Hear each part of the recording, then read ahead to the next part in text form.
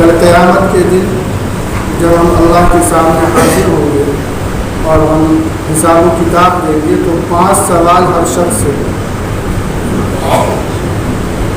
جب تک ہم ان 5 سوالوں کے جوابات نہیں دے دیں گے اس وقت تک ہمارا چھٹکارا نہیں ہوگا. ان 5 سوالات میں 2 سوال مال کے متعلق ہوگا. عن مال من این اکتسبت. پہلا سوال یہ ہوگا کہ تم نے جو مال دنیا میں کمایا کہاں سے کمایا. اور پھر اسی مال کے متعلق دوسرا سوال ہوگا فیما انفقت، کہ اس کو کما کر خرچ کہاں کیا.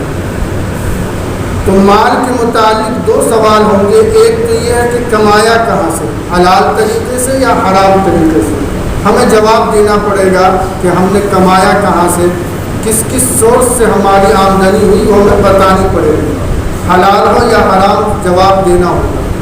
پھر ہم اس کمائے ہوئے مال کو خرچ کہاں کیا، اللہ کے بتائے ہوئے طریقے کے مطابق خرچ کیا یا اپنی مرضی کے مطابق خرچ کیا، حرام جگہوں میں خرچ کیا یا حلال جگہوں میں، یہ بھی ڈیٹیل ہمیں دینے پڑیں گے.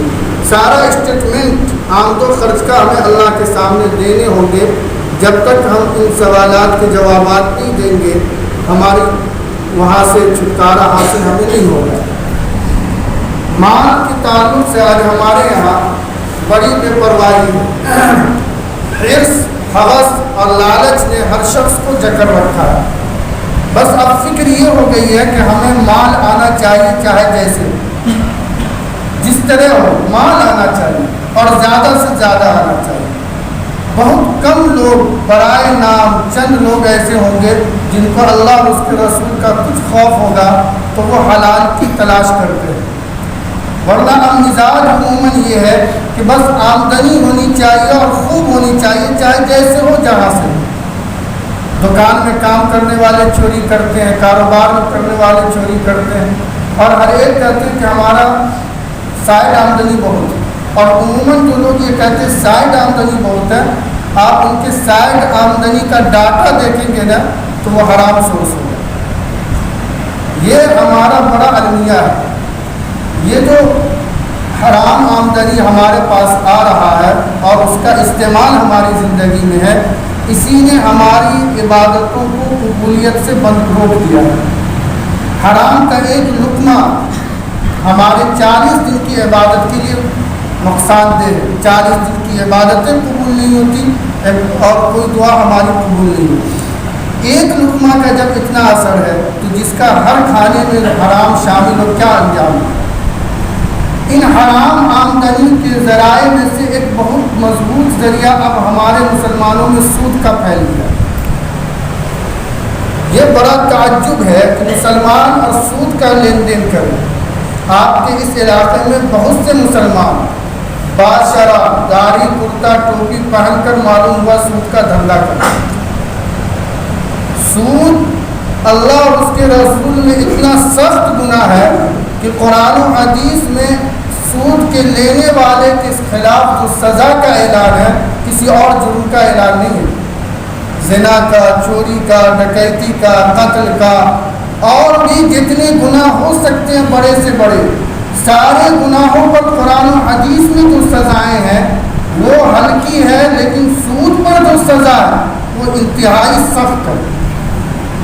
اللہ تعالیٰ ارشاد فرماتا ہے یا ایھا الذین آمنوا اتقوا اللہ وذروا ما بقی من الربا. اے لوگوں سود کا ہر معاملہ چھوڑ دو، سود کے ہر معاملے سے تم بچ جاؤ، اور اگر تم ایسا نہیں کرتے فَإِن لَّمْ تَفْعَلُوا فَأْذَنُوا بِحَرْبٍ مِّنَ اللَّهِ وَرَسُولِهِ. تو اللہ اور اس کے رسول سے جنگ کے لیے تیار ہو. زنا آپ کیجیے یہ سزا نہیں ہے، قتل کر دیا یہ سزا نہیں ہے. اللہ اور اس کے رسول سے جنگ کے لیے تیار ہو جاؤ.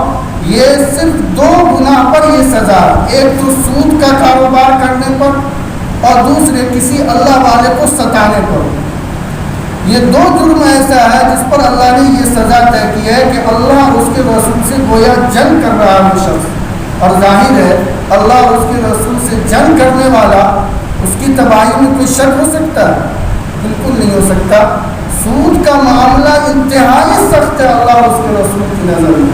حدیث میں ہے اللہ کے نبی علیہ السلام نے ارشاد فرمایا صحابہ سے کہ 7 ہلاک کرنے والے اعمال سے بچو۔ صحابہ نے پوچھا وہ 7 اعمال ہلاک کرنے والے کیا ہیں اللہ کے رسول؟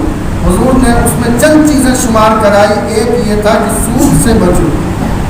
دوسری حدیث میں حضور نے فرمایا کہ اللہ نے اپنے اوپر واجب کر رکھا ہے کہ 4 لوگوں کو جہنم میں ضرور ڈالے گا، کتنی بھی نیکیاں وہ کر لے لیکن اسے جہنم میں ضرور ڈالے گا۔ ان میں سے ایک سود کا کھانے والا، کھلانے والا، سود کا لینے والا، دینے والا، سود میں ملوث شخص بھی۔ ایک تیسری حدیث میں اللہ کے نبی علیہ السلام نے فرمایا کہ سود کی نحوست خرابی 70 ہے، اور سب سے ادنا نحوست اور سب سے ادنا جرم یہ ہے کہ سود کھانے والا اپنی ماں سے زنا کرتا ہے۔ ذرا سوچیے کتنا کم بخت ہوگا، کتنا نالائق ہوگا، بدتینت اور بدفطرت ہوگا جو اپنی ماں سے زنا کرتا ہے۔ تصور کر سکتے ہیں؟ حضور نے فرمایا سود کا کھانے والا اپنی ماں سے زنا کرتا، اور یہ ادنا گناہ، اس سے زائد 69 گناہ۔ ایک حدیث میں اللہ کے نبی علیہ السلام نے فرمایا کہ اگر کوئی شخص سود کا 1 درہم کھاتا ہے تو 36 مرتبہ زنا کرنے کا جو گناہ ہے وہ سود کے 1 درہم کا گناہ۔ بہت سی احادیث ہیں، آپ احادیث اٹھا کر دیکھیں۔ سود بہت سخت گناہ ہے، ہم آپ تصور نہیں کر سکتے۔ یہ غریبوں کی محنت کی کمائی کو اینٹنے کا بےہودہ طریقہ ہے۔ سود کے جتنی قسمیں ہیں سب کے سب حرام ہیں، چاہے وہ تجارتی سود ہو یا قرضے کے سود ہو، بینک سے لیے ہوئے سود ہو، بینک سے حاصل ہونے والے سود ہو، سب طرح کے سود حرام ہے۔ یہ جو ہمارے مسلمانوں میں چند لوگوں نے سود کا دھندا شروع کیا ہے یہ انتہائی ناپاک عمل ہے۔ مسلمان سے اس کا تصور ہو، اتنی سخت وعیدیں ہونے کے باوجود ظاہر ہے ہم آپ تصور کر سکتے ہیں اس کے دل میں ایمان نہیں ہے۔ اللہ اس کے رسول کی باتوں کا اس کے سامنے کوئی پاس و لحاظ نہیں ہے۔ اس لیے آپ کے اس محلے میں بہت سے دیندار لوگ بظاہر سود کا معاملہ کرتے، اور معلوم یہ ہوا کہ ہندوؤں کے یہاں جو سود کا ریٹ ہے اس سے زیادہ مسلمان لیتے ہیں۔ ان کے یہاں 1% یا 2% ہے، 100 پہ 2 روپے، اور ہمارے یہاں 100 پر 5 روپے۔ کتنے بڑے ہم ظالم ہو گئے کہ ایک مجبور شخص کی مجبوری سے بھی ہمیں پیسہ دکھ رہا ہے۔ یہ تو ذلت کی حد ہو گئی۔ سود کا تصور ہی ہمارے یہاں نہیں ہونی چاہیے، اور اس قدر اتنا گھنونا عمل، یہ انتہائی شرمندگی والا عمل ہے۔ ہم اللہ اور اس کے رسول کے سامنے کون سا منہ لے کر جائیں گے؟ کس منہ سے ہم اللہ اور اس کے رسول کی رحمت اور فضل کے امیدوار ہیں؟ ہم کس امید سے یہ چاہتے ہیں کہ اللہ ہماری حکومت قائم کر دے؟ کس امید سے، کس منہ کو لے کر؟ ظاہر ہے اس معاملات جب تک ہمارے درست نہیں ہوں گے، حالات نہیں بدلیں گے، حالات جو کہ تو رہیں گے، بلکہ اس میں شدت آتی جائے گی جب تک عمل میں تبدیلی نہیں آئے گی۔